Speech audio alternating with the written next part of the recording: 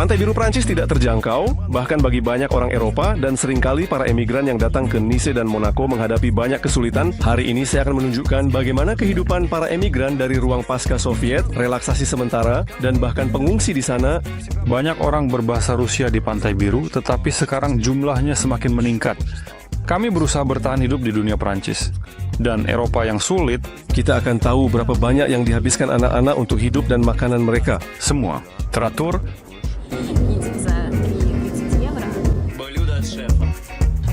Hari ini kita juga akan membahas opsi-opsi di mana kita bisa mendapatkan uang dan berapa lama di Prancis kita harus membayar hipotek. Berapa tahun ini? 5 tahun. 80% uang dari deposit tidak dikembalikan. Penghematan air karena tidak ada hujan sedikit denda 500 euro. Namun kita akan tahu bagaimana anak-anak bersenang-senang di sini dan apakah mereka ingin kembali ke Rusia. Senang nggak berenang? Suka menikmati? Petersburg tidak meminta. Dan kita juga akan bertanya, apakah sulit untuk berbaur dengan masyarakat Prancis? Ini agak nasionalis ya, mereka hanya mencintai Prancis mereka dan itu saja. Seseorang mengikuti saya berdasarkan bendera di sini. Menjelang malam saya akan pergi melihat pelacur. Ayo ceritakan sedikit tentang kisahmu sementara kita menuju rumah bordil. Dan saya akan bertanya, apa yang diderita gadis-gadis baik kita di sini? Kita benar-benar mati di sini karena bola ini dari ketegangan seksual. Janji kamu akan cari tahu? Ya. Kemudian kita tanya teman kita, bisa kenal wanita lokal tanpa bahasa Prancis. Sudah berkenalan dengan gadis Prancis? Ya, saya sudah berkenalan sebenarnya. Dan apa yang tidak disukai gadis-gadis kita dari orang Prancis? Ketika kamu diundang, cowok yang membayar. Sangat gay, bagus sekali. Artinya lebih jelas kamu untuk bekerja dengan orang Eropa dan hubungan serta persahabatan dengan penutur bahasa Rusia. Hubungan juga dengan orang Eropa. Akan ada banyak hal menarik lainnya, jadi jangan lupa subscribe di YouTube dan Instagram.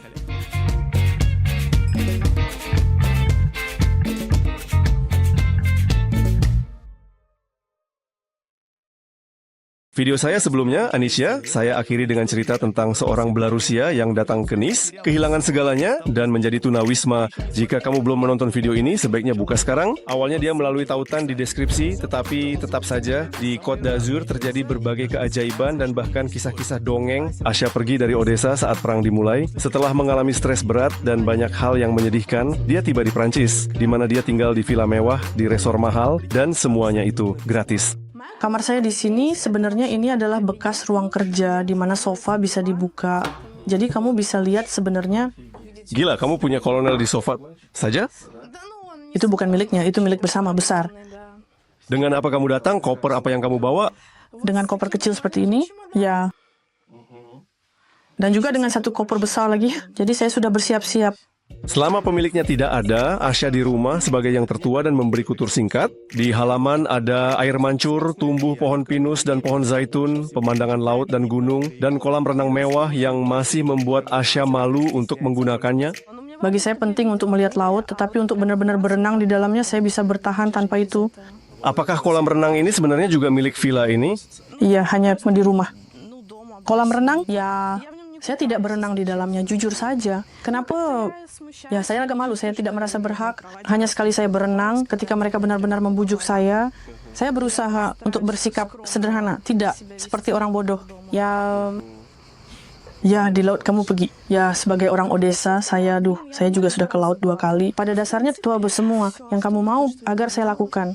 Apakah kamu mendengarku sekarang melalui benda ini, kelas, atau saya tidak ingin pergi pada awalnya? Kami pergi ke barat Ukraina. Itu sangat mengerikan, menakutkan. Tidak ada yang tahu apa yang akan terjadi besok. Kamu bersembunyi di dalam ruang bawah tanah tua ini. Kamu mendengar siren-siren ini. Ini benar-benar tidak tertahankan. Kemudian ketika menjadi jelas bahwa kita harus pergi, kamu harus mengambil keputusan dengan cepat.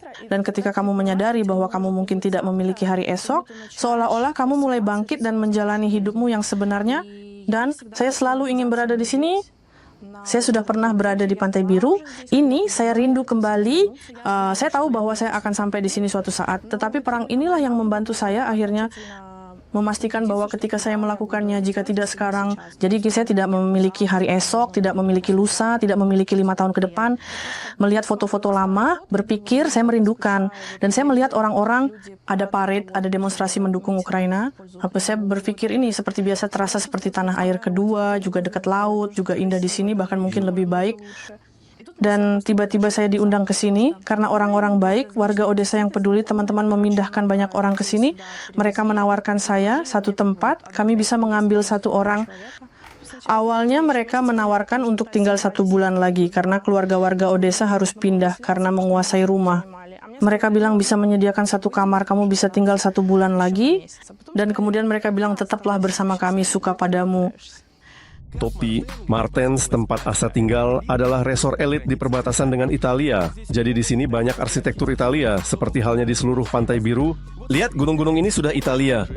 Saya membeli air seharga €1,5 dan pergi ke pantai yang penuh sesak. Seperti biasa, di daerah ini banyak tubuh telanjang yang tergeletak.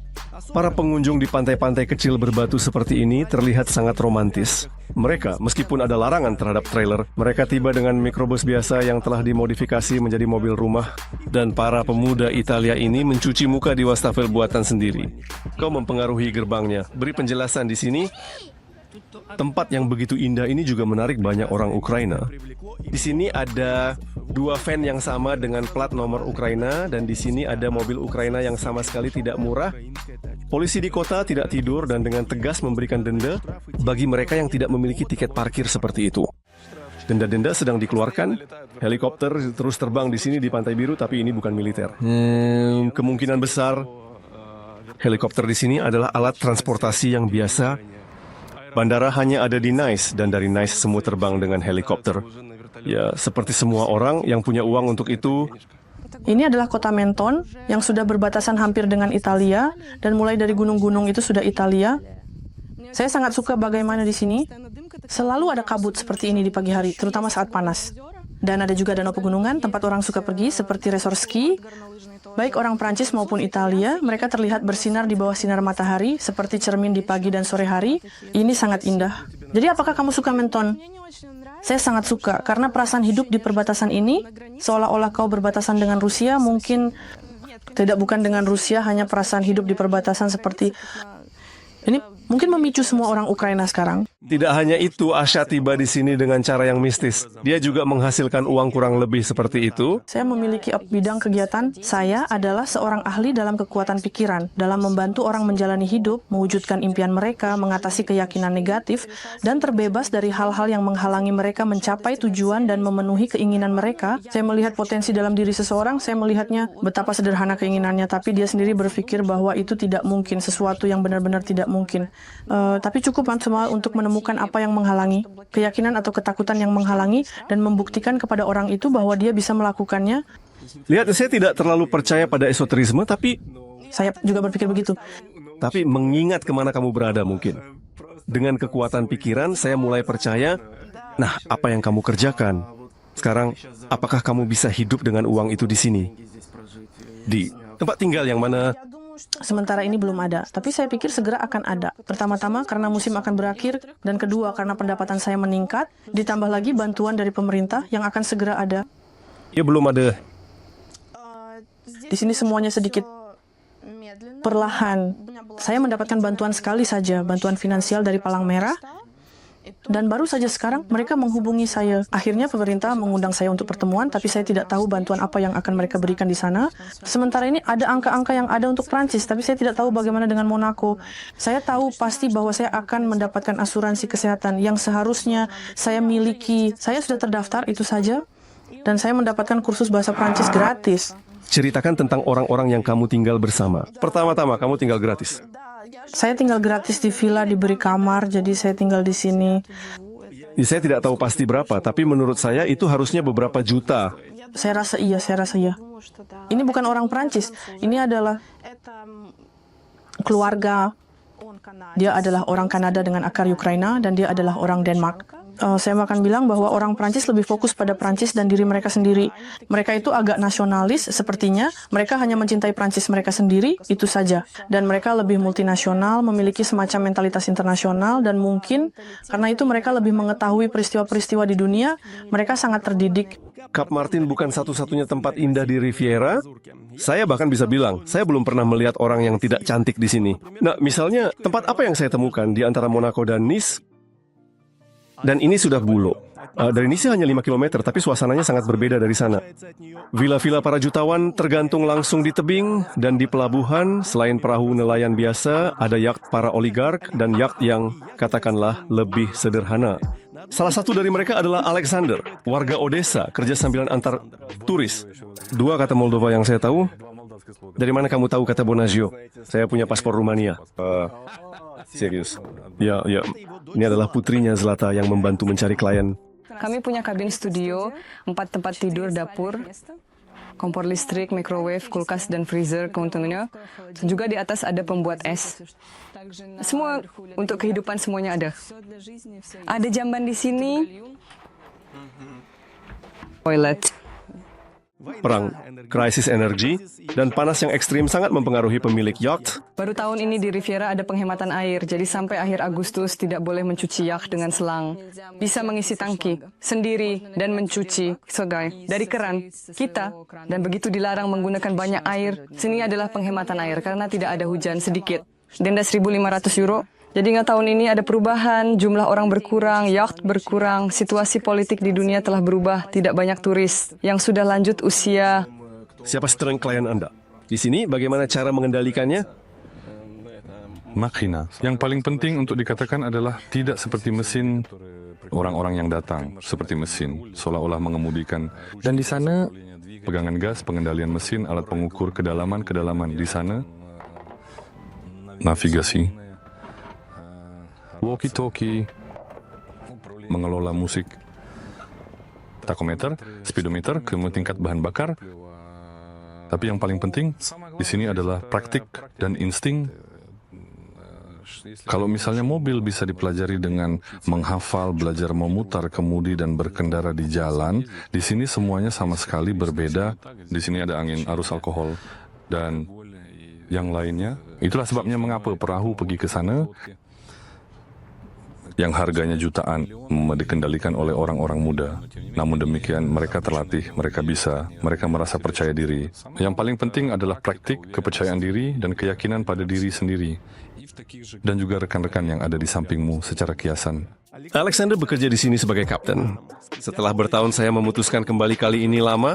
Kami berada di sini bahkan sebelum semua peristiwa terakhir, sebelum perang, dan dengan jelas memahami bahwa sebagai peserta peristiwa tahun 2014 di Donbas, sangat jelas terlihat dan dipahami apa yang akan terjadi. Saya membawa keluarga, anak-anak, dan kami memutuskan harus dikatakan untuk meninggalkan daratan dan hidup di atas air, karena di daratan kami sudah benar-benar lelah, apalagi di Ukraina. Kami juga punya perahu di Kiev. Tawa dan kebahagiaan membawa orang-orang. Kami berlayar dengan perahu dan membeli perahu, lalu pindah ke sini. Nah, saya sudah tinggal di sini beberapa waktu yang lalu. Ini adalah tempat terbaik di dunia. Kenapa harus Buljo? Buljo, karena kami memiliki tambatan perahu musim panas di sini. Kami di Nice selama musim dingin. Anak perempuan saya sekolah di Nice. Musim panas di Buljo, karena tidak ada musim panas yang lebih baik dari Buljo. Tidak ada musim panas. Apakah mahal daripada di Nice? Lebih mahal, ya. Tapi tercapai Ferat, lebih indah. Tidak ada tebing, iklim sendiri, aroma sendiri, burung-burung sendiri. Jika sedikit bekerja, jika mengajak orang-orang, memberikan kesenangan kepada orang-orang, maka pada dasarnya, ya, bisa membeli cerita ini. Berapa biaya untuk keluar ke laut bersama Anda? Biaya keluar adalah 300 euro per jam atau 1.200 euro per hari. Kami berusaha bertahan hidup di dunia Perancis. Dan Eropa yang kejam. Jadi saya mengerti dengan benar bahwa Anda tinggal di yacht. Saya terutama ya hidup di tepi pantai ya, itu seolah-olah memang membuat saya lelah. Rambut putih membuat lelah dan harus lari. Berapa sebenarnya biaya parkirnya atau apa namanya? Labu 40 euro per hari di pelabuhan ini. Ini sekarang musim panas. Musim panas. Ini semua orang ada di Pantai Biru, musim panas, semuanya jadi 2 kali lipat. Jika di musim dingin harganya 20 euro, maka di musim panas selama 5 bulan semuanya menjadi 2 kali lipat. Mulai dari es krim, apartemen, parkir, yacht, karena para turis datang. Boleh, Bu adalah sekaligus pinggiran kota dan Monaco serta Nice, karena terletak tepat di antara mereka. Sudah lama tempat-tempat ini disukai oleh orang-orang kaya dari ruang pasca Soviet. Nah, saya melihat mobil dengan plat nomor Ukraina, dan di sini di toko Rusia saya membeli es krim plombir seharga 1 euro. Dan ini Concha de Zaspa jika dibandingkan dengan Kiev.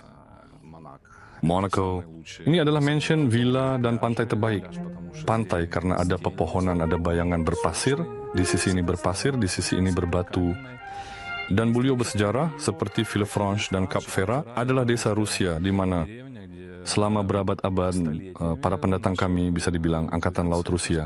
Berdiri di Villefranche selama 200 tahun setelah kekalahan dalam Perang Rusia. Dalam Perang Turki, Rusia dilarang memiliki angkatan laut dan untuk mempertahankan skuadron di Prancis.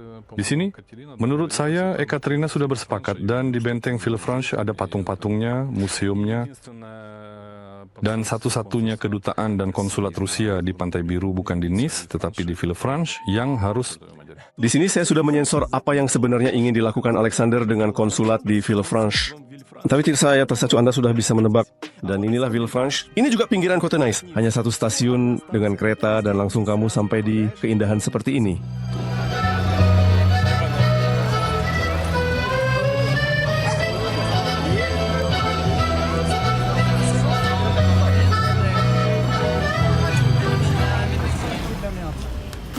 Secara kebetulan, seseorang tersesat mencoba untuk berbalik keluar dari kota tua dan langsung sampai di pantai. Di sini, para gadis membuat TikTok, di bawah kaki merayap kepiting, dan di dalam air berlayar yacht berwarna-warni. Sangat gay, hebat. Di kota hanya ada satu supermarket kecil, dan itu pun tidak selalu buka. Ngomong-ngomong, di sini ada wanita Rumania yang bekerja. Sebenarnya, ini mobile. Langsung di pintu masuk ada mesin yang memeras jus jeruk. Dan tidak rugi untuk seperti ini setiap hari. Dan itu saja untuk hari ini. Sampai jumpa. Ya, ini tidak seburuk saat di pantai. Setidaknya, untuk menghindari panas, kami melompat ke dalam air langsung dari tepi pantai. Air saja yang menahan saya. Saya diam. Udah. Di sepanjang jalan-jalan kecil dengan balkon dan rumah-rumah di tebing, Andriucha berjalan pulang dari kerja. Setiap pagi pulang dari shift malam. Semua orang di sini berfoto ya, dan dia masih tidak percaya dengan apa yang dilihatnya. Setiap hari kamu lewat dan setiap hari kamu tidak bisa mengalihkan pandangan dari keindahan ini. Di sini benar-benar luar biasa. Tempat yang seperti sihir. Saya sangat suka di sini. Dan bayangkan, kami baru saja muncul dari laut, berjalan kurang dari 100 meter di kota tua Villefranche, dan di salah satu pintu yang tidak mencolok antara kafe dan toko souvenir, terdapat apartemen Andriucha. Dan studio ini yang jauh dari kecil, dia sewa hanya dengan 550 euro. Katakanlah beruntung karena dia menyewa tidak di musim. Di sini dia dengan akrab membagi omelet menjadi 2. Hidangan dari chef. Menurut saya menemukan apartemen ini sendiri di sini. Cuma beruntung, saya mencari pekerjaan di Villefranche dan menemukan pekerjaan di sebuah restoran dengan tema masakan. Dan direktur bilang padaku, jika kamu ingin bekerja di sini harus sendiri tinggal di sini. Dari Nice sulit sampai... Di studio ada dapur kecil untuk lajang dan kasur. Jendela-jendela menghadap ke tempat paling ramai di zona pejalan kaki. Dan inilah yang ada di bawah. Tidak mengganggu tidur di malam hari. Jadi semua orang Inggris yang mabuk ini sebenarnya mengganggu. Bagi mereka yang karena bekerja siang, karena malam, dan beristirahat seperti saya. Sebab, jika Anda bangun seperti orang normal pada pukul 7-8, saat itu orang-orang baru saja berangkat kerja, dan di sini mulai terjadi pergerakan, meja-meja, turis. Tapi karena saya pulang, jam 5, jam 4 pagi, tidur, dan jam 9. Lonceng berbunyi, bahkan jam 8. Dan orang-orang mulai mengeluarkan meja di sini. Dekat sini, kafe-kafe kecil ini, restoran-restoran, dan suasananya cukup ramai. Andriucha datang ke Riviera sebagai DJ, dan untuk satu acara dia mendapatkan setidaknya 500 euro. Dia membawa peralatan dari Moldova dan mengadakan beberapa pernikahan. Ketika ada waktu luang, dia berimprovisasi untuk kesenangannya.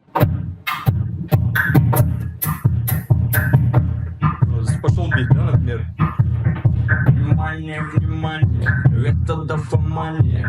Подпишись на наш канал, волну касания. Пошло. Это все зациклилось. Внимание, это дофамания.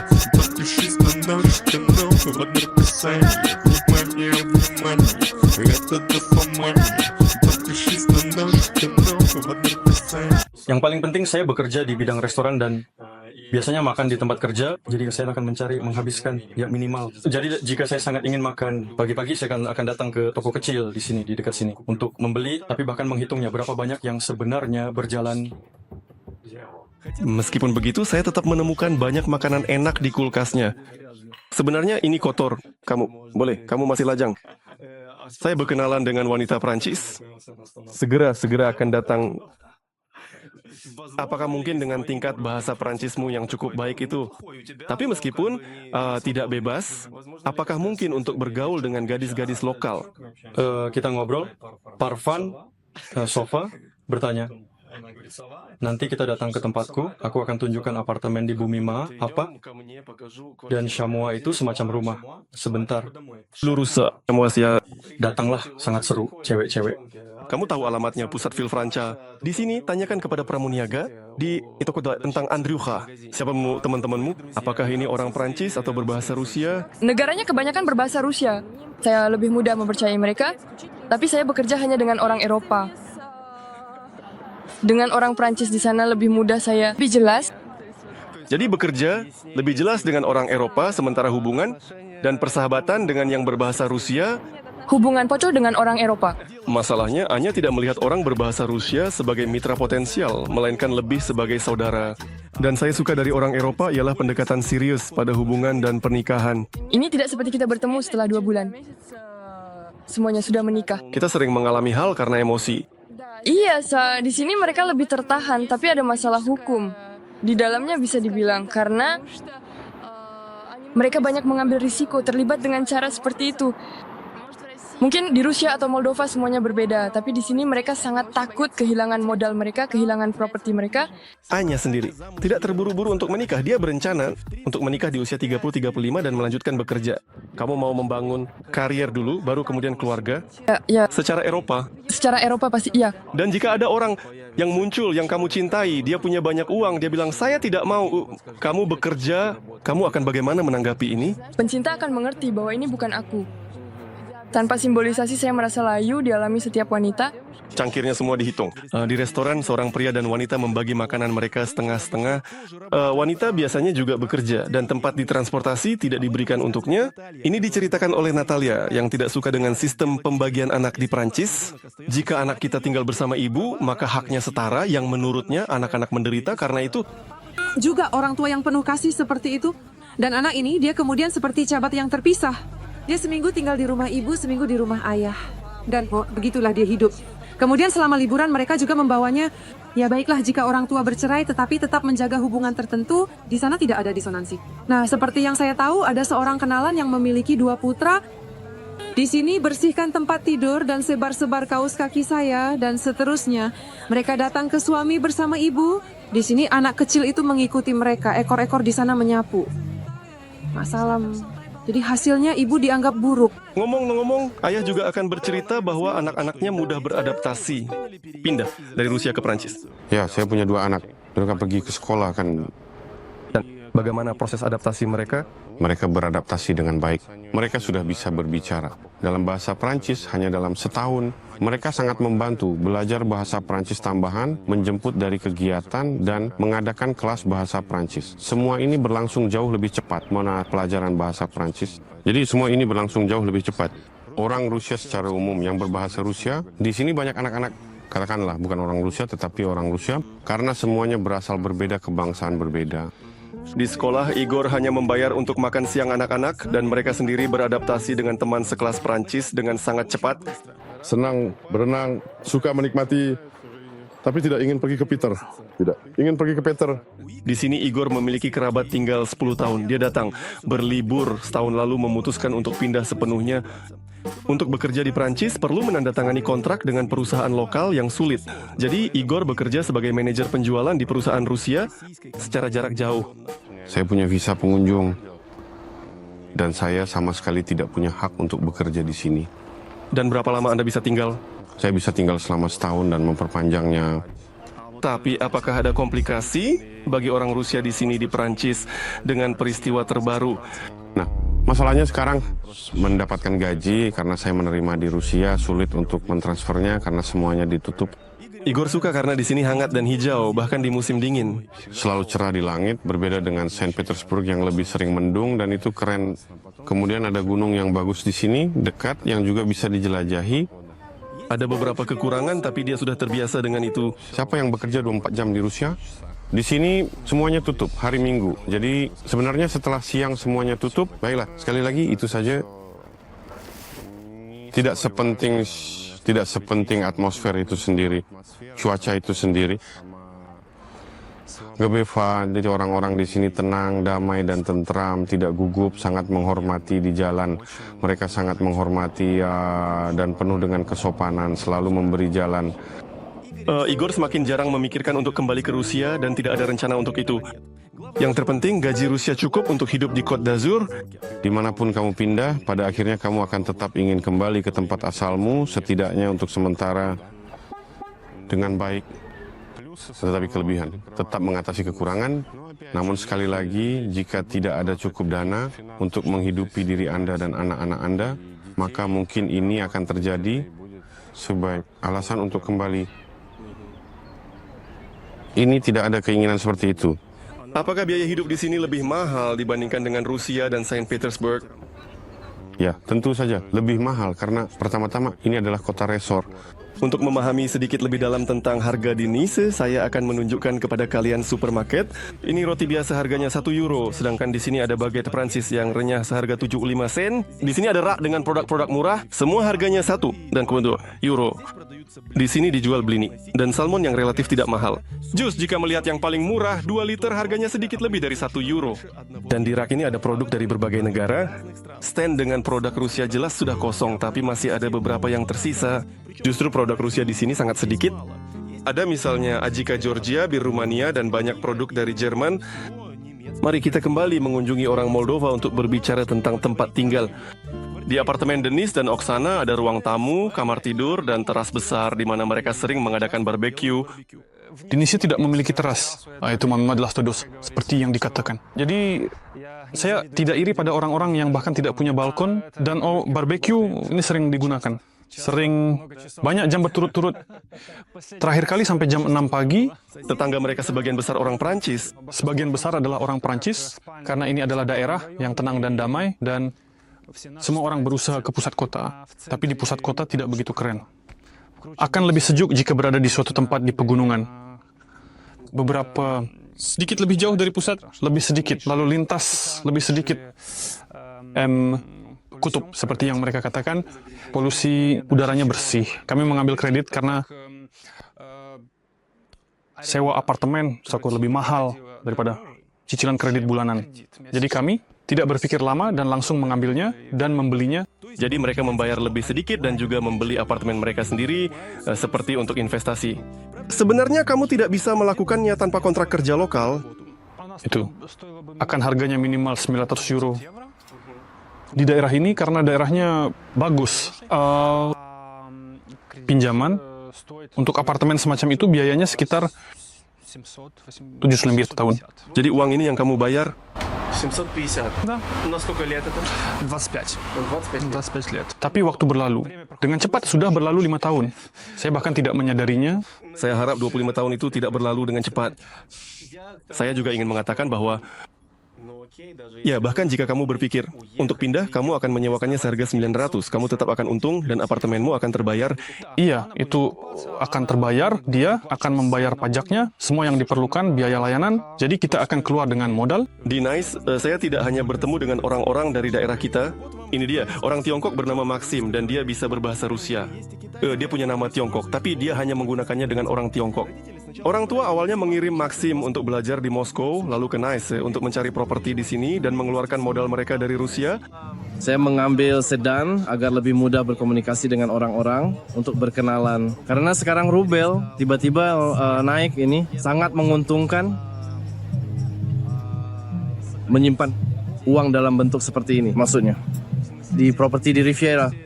Ya, berbeda dengan saya, panas tidak mengganggu orang Tiongkok sama sekali. Maxim sangat menyukai iklimnya. Kami sering bepergian ke Eropa untuk berlibur karena kami memiliki izin tinggal di Eropa. Dan saya pikir di masa depan hidup saya akan sangat terkait dengan Prancis. Dan jika saya punya apartemen atau rumah di sini, saya tidak tahu apa yang akan terjadi pada akhirnya. Akan sangat nyaman untuk berada di sini dan saya sangat menyukai kota ini. Meskipun begitu, tidak seman di Moskow atau kerumunan turis, tapi saya punya vibe saya sendiri. Selama musim yang berlangsung hingga Oktober, sangat sulit untuk menyewa apartemen di Pantai Biru. Menurut Veronica yang bekerja di bidang properti, seringkali ada masalah dengan sewa. Hampir tidak mungkin untuk menyewanya, harganya sangat tinggi. Dan kontrak yang ditandatangani misalnya pada bulan Februari, pada bulan Oktober orang-orang bertahan hingga bulan Juni, atau mereka diusir, atau mereka diberi syarat tertentu untuk membayar sangat banyak. Musim dingin mereka bagus. Mereka mulai dari Januari, Februari, Maret. Menurut saya Maret sekitar sangat-sangat dingin. Bukan hanya dingin, tapi kelembapan yang sangat tinggi.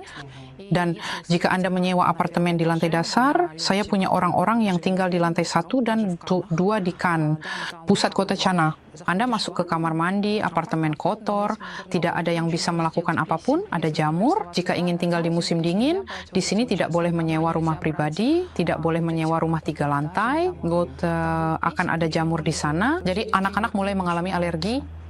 Dari kelembapan itulah muncul jamur dan melawannya itu sia-sia. Yang paling menarik, bahkan jika kamu memberitahu pemilik bahwa di apartemenmu ada jamur dan kamu perlu pindah, mereka tidak mengembalikan depositmu. Tentu saja kamu bisa menggugat mengenai deposit, tapi sangat lama, membosankan. Berapa lama Anda harus pergi ke pengadilan ini karena deposit ini? Yaitu, karena dari semua kasus, 80% deposit tidak dikembalikan kepada klien. Veronica masih belum bisa menemukan kesamaan dengan orang Prancis. Mereka bisa tersenyum, tapi mereka cukup materialistis mungkin. Mereka memiliki mentalitas yang berbeda. Dan jika kamu dari negara lain, memahami mentalitas mereka sangat. Ingat, ketika perang dimulai dan kami pergi ke Ukraina, dan Prancis menawarkan bahwa kami tinggal di keluarga, ya seperti gratis. Dan ada satu wanita, dia datang dari Ukraina, suaminya tidak datang karena dia tidak diizinkan. Dia datang bersama putrinya, mereka tiba diundang oleh sebuah keluarga Prancis. Mereka tinggal selama 3 minggu. Jadi intinya keluarga Prancis hampir mengusir mereka. Ya, jadi apa yang diceritakan klien tentang orang Prancis, 70%. Dari janji Prancis, seperti tinggal gratis, hanya 10% dipenuhi. Mereka tidak mau berkomunikasi dalam bahasa Inggris, dan kami punya cerita. Dia masih sangat muda. Saya punya teman, dia menikah dengan orang Prancis, ya sekarang dia sudah menikah. Waktu itu mereka masih pacaran. Dan kemudian ada cerita menarik bahwa, jadi dia mengundang para gadis, jadi itu adalah acara ayah si gadis. Dan sampahnya mahal dan itu saja. Jadi ya seperti, bukan bahwa itu tidak biasa, tapi ketika kamu diundang, biasanya laki-laki yang membayar, kami membayar semuanya. Itu sangat luar biasa. Jika pergi dengan anak-anak, kami bayar makan malam. Itu sangat luar biasa. 1 centang di daftar kami. Dan kemudian ketika saya bekerja di Paris, itu sekitar tahun 2017, saya datang ke rumah mereka, ya, saya mampir, mereka menikah, dan ada cerita menarik bahwa kami duduk di meja, dan dia mengerti semuanya bahasa Inggris, saya tidak berbicara bahasa Prancis. Itu tidak sopan saat mengundang tamu. Begitu kamu mulai berbicara dalam bahasa Prancis, rasanya seperti melayani. Mereka punya momen ini yang sama sekali tidak disukai. Gadis Ukraina Nastia tidak tahu bahasa Prancis. Di komunitas ilmiahnya, semua orang berbicara dalam bahasa Inggris. Ya, kami punya tim internasional. Ngomong-ngomong, di tim kami hanya ada 1 cewek Prancis. Jadi kami punya 3 orang Ukraina. Ini sangat memudahkan adaptasi saya. Mereka bantu kamu jika ada hal. Tentu saja, tentu saja. Plus, kami punya 2 orang Rumania. Salah satunya adalah atasan saya, seorang profesor. Ya, ini dia. Ada orang Italia, dia pergi baru 2 minggu yang lalu. Dan tetap saja mereka bukan penutur asli bahasa. Semua orang berbicara bahasa Inggris sederhana, jadi saya bisa berkomunikasi. Semua ini menggunakan present simple. Seluruh percakapan berlangsung. 7, kamu tahu apa namanya? Di mana-mana sama saja, sisanya tinggal jari saja. Tuangkan ini ke sini sedikit demi sedikit dengan hati-hati ke dalam labu itu. Nah, saya seperti itu. Ini masih berupa rumus. Nastia pergi ke pantai setelah bekerja dan pada akhir pekan ikut hiking dengan kelompok turis di mana dia juga cukup menggunakan bahasa Inggris. Di sana benar-benar campuran orang dari berbagai negara. Orang Prancis di sana hanya sedikit. Saya mengerti orang Prancis di sini entah bagaimana tetap berkumpul dengan sesama mereka. Mereka yang tumbuh di sini memiliki komunitas sendiri dan para imigran berusaha untuk berkumpul bersama. Nah, sebenarnya, Prancis bukanlah negara yang banyak berbicara bahasa Inggris, tapi kamu tetap saja aksen pada bahasa Inggris. Iya, pertama-tama di Institut Bahasa Inggris sudah cukup seperti ini untuk bekerja, berkomunikasi, karena banyak kegiatan di sana untuk mahasiswa dilakukan dalam bahasa Inggris. banyak sekali orang asing. Saya contoh punya tim internasional. Dalam bahasa Prancis, saya tidak bisa berkomunikasi dengan orang Italia, orang Ukraina, atau orang Rumania.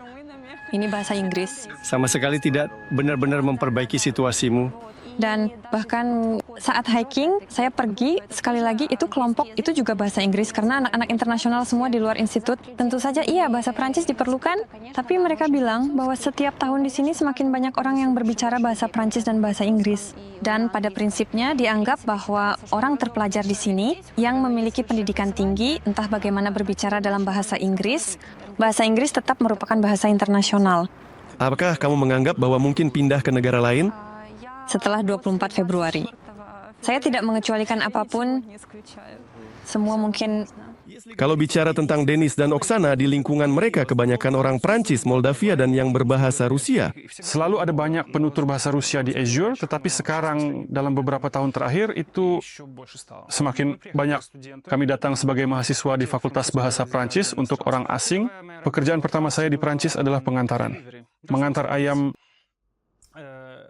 Ketika saya pergi ke sana, saya hampir tidak ada satu kata pun dalam bahasa Prancis yang saya bicarakan. Jadi kota asing, negara asing, bahasa asing harusnya melakukan pengantaran dengan skuter. Dengan skuter tentu saja selalu. Saya seumur hidup menggunakan skuter. Semua orang yang mengenal saya bisa membenarkan, bahkan ada situasi seperti itu ketika saya tidak menemukan alamatnya. Katakanlah saya menelepon klien, dia menjelaskan dengan sangat jelas di mana rumahnya berada. Tapi saya bilang terima kasih, merci dan tidak mengerti apa-apa. Dan saya menunggu sampai seseorang lewat di jalan untuk bertanya, menunjukkan dan bertanya. Ya, jadi begitulah ceritanya. Tapi seiring waktu, karena bahasa Rumania ada dalam kelompok bahasa yang sama dengan bahasa Prancis, itu sangat membantu kami dan sangat cepat. Maksudnya saya belajar bahasanya hanya berada orang Prancis, belajar bahasa dengan cepat, benar, dan berkualitas. Kami berbicara dalam bahasa Rumania atau bahasa Rusia, semua benar ya, tapi saya hanya berbicara dengannya dalam bahasa Rumania dan Rusia sekitar sekali sehari. Semua yang lainnya adalah pekerjaan, kerja sekolah, teman-teman. Semua yang saya lakukan dalam bahasa Prancis, jadi saya belajar dengan sangat cepat. Dalam persentase, waktu saya keluar rumah, itu termasuk orang-orang yang berbicara bahasa Rusia, sangat. Perempuan Rusia Kristina bercerita dia bertemu penutur bahasa Rusia di mana-mana. Dia sendiri sangat mahir berbahasa Inggris, bahkan menghasilkan uang. Dia berhasil menjual materi pembelajaran kepada para guru dan mengadakan kursus online untuk guru-guru bahasa Inggris yang sama. Jadi, apakah penghasilanmu cukup untuk hidup di Nice? Cukup, tapi tingkat kehidupan tentu saja tidak sama seperti di Lugansk. Itu sudah bukan sekali dua kali. Ya, kamu jatuh. Hal-hal yang tidak bisa dibandingkan ya. Kristina menyewa kamar di apartemen seharga 400 euro per bulan. Tapi 150 dikompensasi oleh negara. Dia menghabiskan 200-300 euro untuk makanan. Ketika sekolah selesai, bisa juga akan berakhir. Itulah sebabnya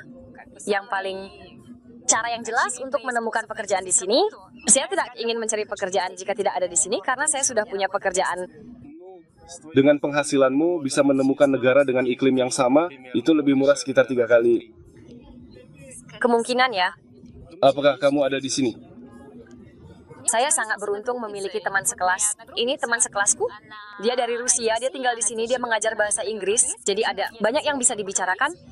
Jadi kami pergi ke kolam renang, ke kantin bersamanya. Makan seharga 30 euro. Dan mahasiswa lain, apakah kamu berkomunikasi dengan mereka? Nah, begitulah mahasiswa. Di kantin ada orang lain datang selain kamu. Dia keluar, tapi kami tidak mendekati mereka. Obrolan tidak terjalin. Kenapa?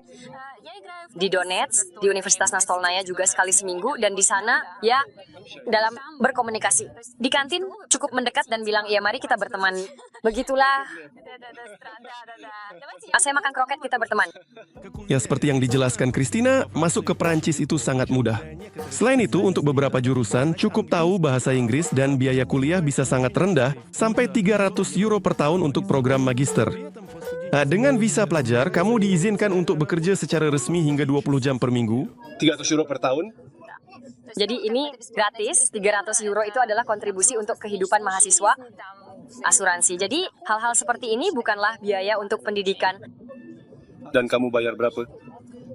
Saya membayar 1.500. Duduk di pantai, Christina heran melihat orang-orang duduk di atas batu. Dia memberikan kipasnya padaku, menyelamatkanku dari panas. Bagaimana bisa duduk hanya di atas batu-batu ini sampai punggungnya sakit? Saya memeriksa orang ini lebih awal. Dia melihat saya dengan tatapan tidak hangat, tampak tidak nyaman. Saya berusaha untuk keluar sepanjang hari tanpa kipas. Ya, saya tidak pernah pergi tanpa kipas. Saya masih merasa panas sekarang meskipun matahari sudah terbenam. Saya berkeringat. Ya, jadi sama mereka bilang ini panas yang tidak normal. Mereka bilang seharusnya tidak seperti ini. Mereka bilang cuacanya bisa sepanas ini. Ya, mungkin 2 minggu, mungkin 3 minggu, sudah lebih dari sebulan. Dan orang-orang lokal sendiri terkejut karena kita bahas anggaran global. Christina berasal dari Blagoveshchensk, itu dekat dengan China. Sekarang ada perbedaan waktu 8 jam antara dia dan rumah. Di Eropa, saya hanya pernah ke Spanyol saat kelas 7. Dan dari Blagoveshchensk ke Eropa itu terlalu jauh. Meskipun Cina ada di sebelahnya, dia tidak merasa betah di sana. Di Prancis lebih nyaman. Di Cina, saya merasa seperti monyet di sirkus. Saya sangat menonjol. Orang-orang ingin menyentuh saya. Suara saya, mereka semua ingin menambahkan saya ke WeChat lokal mereka. Mari kita jalan-jalan di Nice. Saya sangat menyukainya. Lihatlah, anak-anak bermain di air mancur, orang tua duduk di kafe, dan ini adalah Notre Dame. Ya, itu tidak hanya ada di Paris. Seringkali kita mendengar bahwa Nice adalah kota yang kotor. Tapi lihatlah, misalnya, air di genangan ini, lihat betapa bersihnya. Di pusat kota ada banyak hal menarik, tapi saya sering mengatur pertemuan di tempat ini. Di sini ada air mancur Apollo, itu dibangun pada tahun 50-an, dan di sini ada banyak bagian tubuh telanjang membuatnya sudah menjadi kontroversi pada tahun 70-an. Setelah protes dari penduduk setempat, mereka dipindahkan ke stadion yang jauh dari pandangan orang. Setelah 37 tahun dikembalikan tak mengganggu siapapun Muslim, bayangkan betapa banyaknya norma di Prancis telah berubah. Hal terburuk yang dapat Anda lakukan saat berjalan-jalan di Nice adalah mulai menerjemahkan harga ke dalam mata uang kita. Misalnya, air di pusat Nice seharga 2 euro, itu normal. Kemarin saya minum yang seperti itu, tidak ada bedanya dengan yang kita punya, harganya 10 kali lebih murah. Tapi baru saja saya menemukan sebuah toko, di sana harganya 1 euro. Sudah lumayan, saya senang.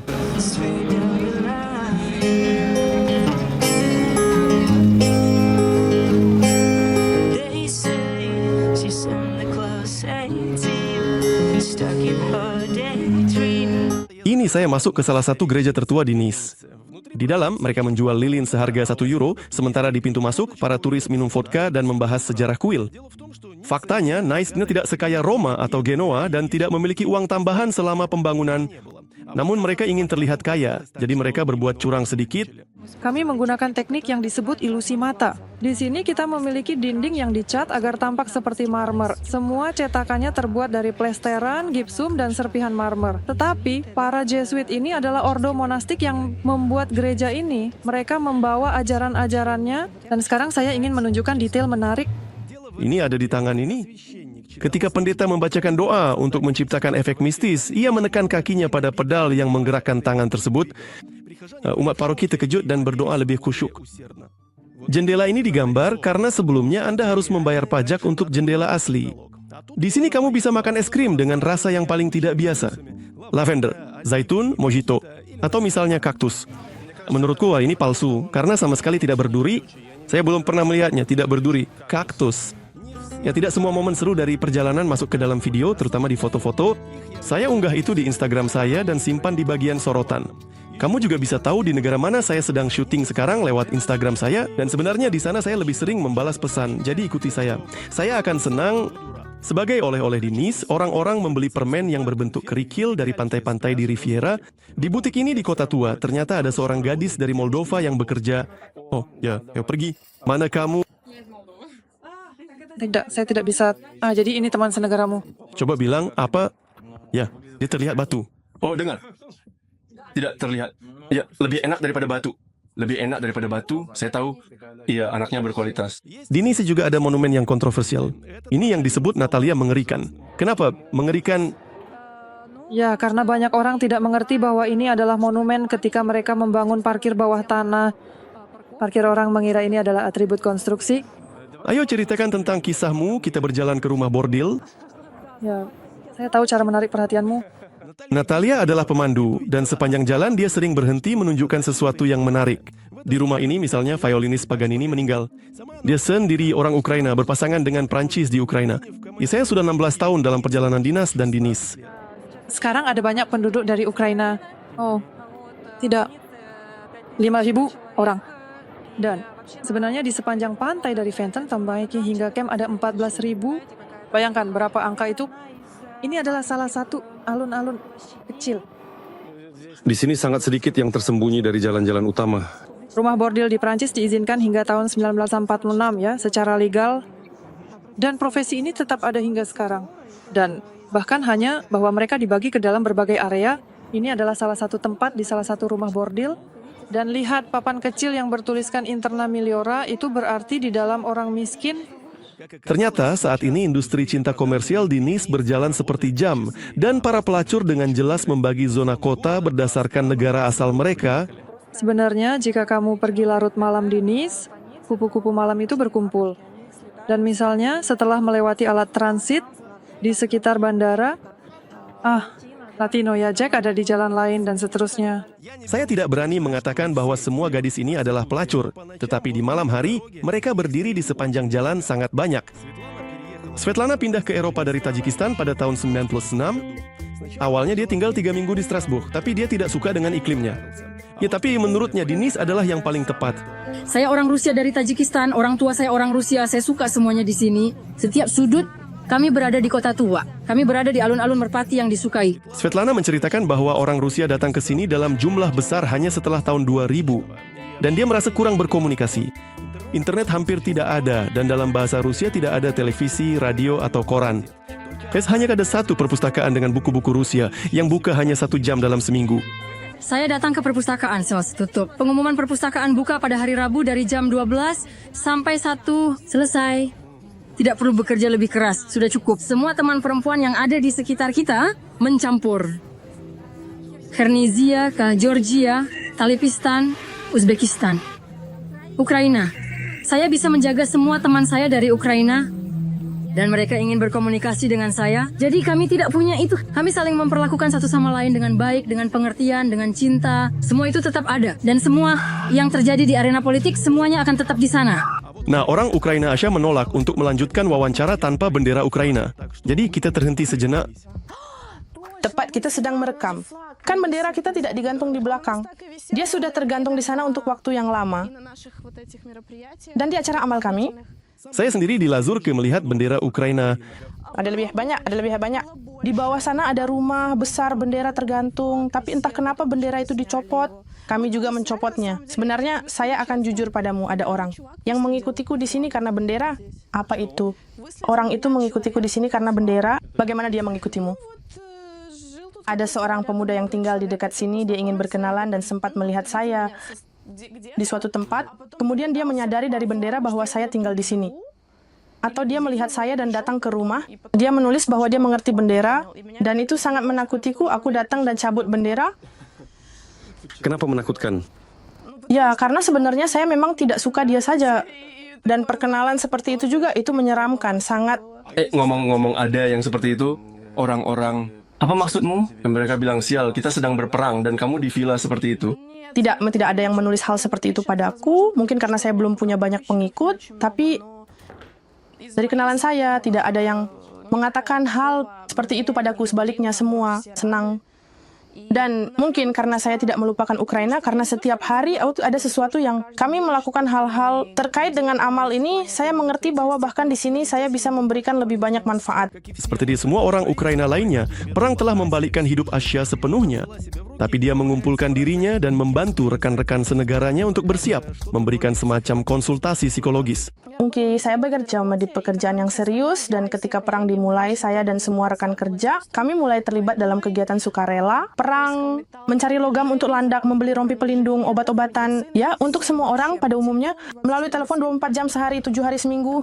Dan aktivitas saya, pekerjaan saya yang berhubungan dengan coaching sebagai seorang ahli yang membantu, itu seperti tambahan Saya hanya melakukan ini melalui radio mulut ke mulut. Dan ketika perang dimulai, tentu saja saya sama sekali tidak mengambil uang dari klien saya. Atau begini, ya minimal seberapa banyak yang bisa. Dan ketika perang dimulai, kita semua kembali terjerumus ke dalam kebencian, ke dalam keinginan untuk mengutuk musuh, keinginan untuk hal terburuk yang bisa diinginkan untuk musuh ini. Kehilangan yang menyakitkan, tragedi, kehilangan. Bagi beberapa orang, bahkan kenyataan bahwa kehidupan nyaman mereka hancur adalah kesedihan yang mengerikan. Kesedihan itu ada pada setiap orang Ukraina, hanya saja bervariasi dalam kedalamannya. Dan saya mengerti bahwa orang-orang ini tidak bersalah atas apa yang terjadi pada mereka, tetapi saya percaya bahwa kita harus mengambil kendali lebih lanjut atas diri kita sendiri. Ini adalah rasa kecewa dan kembali ke emosi yang setidaknya netral agar tidak merusak hidup saya lebih jauh dan tidak membuatnya semakin buruk. Itu sudah menjadi tanggung jawab seseorang. Ini adalah stand aktivitas saya saat ini karena saya resign dari pekerjaan, sudah tidak bisa kerja jarak jauh di Ukraina. Komunitas Ukraina setempat saat ini mengadakan banyak acara dan aksi di mana mereka mengumpulkan uang untuk Ukraina. Kami bahkan punya pelajaran vokal Ukraina karena ternyata di sini di perbatasan tinggal sopran yang luar biasa dari Ukraina yang sudah lama tinggal di Italia menyanyi di opera, dan pelajaran dengannya itu biayanya cukup mahal. Dan kami berhasil mengumpulkan sejumlah uang dan kami bisa membeli mobil untuk di garis depan. Ensefalograf, teropong, pencitra termal, ya secara umum banyak hal seperti itu. Apakah semua ini di sini di daerah kecil Anda atau di Lazurke? Sebenarnya semua ini saya tidak tahu, tidak bisa saya katakan dengan pasti. Semua ini adalah Monaco. Di ruang tamu ini, para relawan Ukraina mengumpulkan uang dengan menjual cangkir dan membagikan selebaran. Diberi cangkir kami yang dibawa dari Denmark untuk dipesan dan kami jual. Ini seperti lot terkecil. Harganya 50 euro, kami menjualnya. Saya tidak memiliki status pengungsi, tetapi perlindungan sementara. Ini memberi saya hak untuk bekerja di sini meskipun visa kerja tidak diperlukan. Ini Sangat menyederhanakan sejumlah momen biopraktis. Meskipun begitu, secara keseluruhan baik-baik saja. Semua ada di sini. Kamu suka, dia menunjukkan saya antidepresan di rumah. Aku tidak ingin menunjukkan. Apa aku, ya begitu saja. Bagaimana bisa sampai seperti ini? Sampai sini. Saya adalah gadis hidup. Semua hal menumpuk sekaligus bagi Nastia. Perang, kabur lagi, kesehatan ibu, kehilangan bisnis, beradaptasi di negara yang tidak dikenal. Suatu waktu dia menangis setiap hari. Pada suatu saat, atasan bertanya, ada apa denganku? Dia memperhatikan. Saya hanya merasa terpuruk, saya mengalami histeria. Natalia dengan paksa membawa Nastia ke psikolog di mana dia diberi resep antidepresan yang kuat. Saya berjalan tersenyum. Orang bertanya padaku bagaimana aku bisa bilang, kenapa kamu tersenyum? Saya tidak bisa menjelaskan, saya tidak tahu. Ini adalah perilaku yang tidak wajar. Belum ada yang datang dari Ukraina untuk mengunjungi Nastia. Tidak bisa. Ayahku dan adik laki-lakiku seumuran. Mereka tidak bisa meninggalkan Ukraina. Saya berharap selama liburan, ibu akan datang berkunjung ke sini. Tapi ibu saya baru saja mengalami stroke sebelum perang. Dan sekarang dia tidak siap pergi. Ya, saya berharap setidaknya dia akan datang berkunjung ke sini, karena sepertinya dia akan tinggal lama. Di bawah jendela ada lapangan tenis dan bioskop, di mana tentu saja semua filmnya dalam bahasa Prancis, dan Nastia tidak pergi ke sana. Ini adalah paket berisi gambar-gambar yang dia lukis saat masih di Ukraina. Dikirim hanya setelah beberapa bulan. Ini adalah karya-karyaku dari Kharkiv. Dan ada beberapa hal yang sudah saya lukis di sini. Tapi inilah yang ada di folder ini, yang baru saja tiba. Saya berencana untuk menjual karya-karya ini. Saya baru saja melukis gadis yang belum selesai ini tepat sebelum perang. Ini adalah Kharkiv kesayanganku. Ini adalah Popasna, wilayah Luhansk. Baiklah, untuk saat ini. Saya dari Popasna ya. Saya tinggal di sana sampai usia 18 tahun. Ini adalah pusat kota. Saya rasa dalam waktu dekat saya akan menyelesaikannya karena liburan tepat. Sebelum perang saya duduk dan melukis burung perdamaian. Di dunia ada sesuatu yang tidak baik. Meskipun ada perang di Ukraina dan sanksi, mahasiswa Rusia di Prancis sejauh ini tidak tertekan. Sebaliknya, mereka bahkan memberikan bantuan ketika mereka menghadapi masalah. Bisa saja diberikan dan mendapatkan bantuan finansial untuk sementara waktu, karena semua kartu diblokir. Orang-orang tidak memiliki kesempatan. Apakah Anda membayar? Mereka juga bilang bahwa kami mengerti bahwa ini bukan milik Anda. Kami memberikan uang kepada Anda. Ya, bisa saja dapat berapa? Tolong beritahu saya, bisakah Anda menjelaskan lebih lanjut? Saya tidak menerima, tapi menurut saya sekitar 500 euro. Saya datang ke hotel ini di tepi laut Nice khusus untuk bernostalgia. Karena beberapa tahun yang lalu saya menginap di apartemen yang jendelanya langsung menghadap ke sana. Terakhir kali 5 tahun yang lalu saya tinggal tepat di belakang Hotel Negresco. Selama sebulan kami menyewa studio seharga 700 euro. Saya resti sekarang harganya lebih mahal. Ya, seperti ingatan otot saya berjalan. Seolah-olah pulang.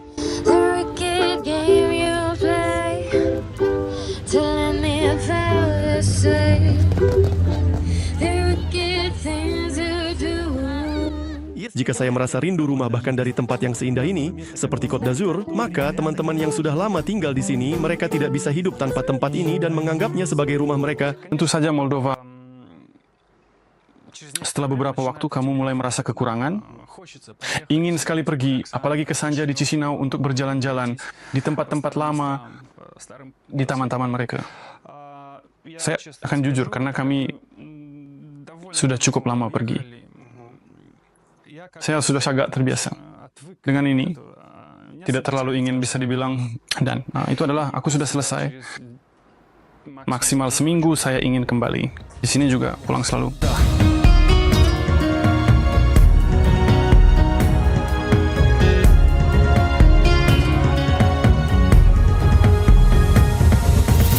Lalu pulang di Nice, saya menemukan pos pemeriksaan yang paling ketat.